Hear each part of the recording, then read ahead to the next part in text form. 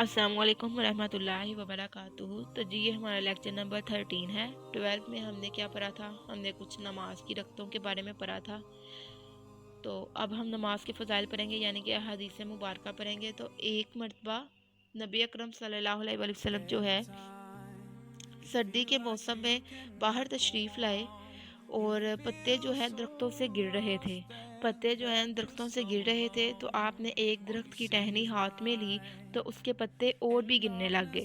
پھر آپ صلی اللہ علیہ وسلم نے فرمایا کہ جب مسلمان بندہ اخلاص سے نماز پڑھتا ہے، یعنی کہ خالص دل کے ساتھ نماز پڑھتا ہے، تو اس کے گناہ ایسے گرتے ہیں جیسے یہ پتے درخت سے گر رہے ہیں۔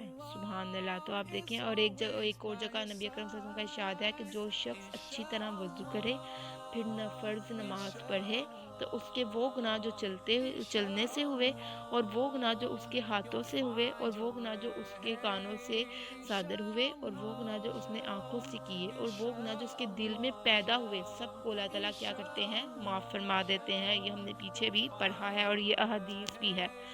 پھر آپ کا ارشاد مبارک ہے کہ اللہ تعالیٰ شانہ نے میری امت پر سب سے پہلے نماز فرض کی ہے، ٹھیک ہے؟ امت محمدیہ پہ سب سے پہلے نماز فرض ہوئی ہے، اور قیامت میں سب سے پہلے نماز کا ہی حساب ہوگا۔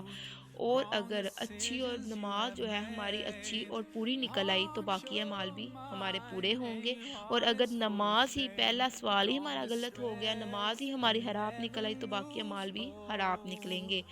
اب ایک صحابی رضی اللہ تعالیٰ عنہ کا واقعہ آتا ہے کہ ان کے گھر میں کھانے کو کچھ بھی نہیں تھا، تو انہوں نے اپنی بیوی سے کہا کہ ایسا کرو کہ تم بھی 2 رکعت نماز پڑھو اور میں بھی مسجد میں جا کے نماز پڑھتا ہوں۔ تو ایسے دونوں میاں بیوی جو ہیں نماز پڑھنے لگے، اور انہوں نے ایسی یقین والی نماز پڑھی کہ گھر میں ایک چکی تھی، وہ خود بخود چلنی شروع ہو گئی اور اس سے آٹا نکلنا شروع ہو گیا۔ دیکھ کے حیران ہو گئے، لیکن انہوں نے اپنے جو ہے سارے گھر کے برتن جو ہیں اس آٹے سے بھر لیے۔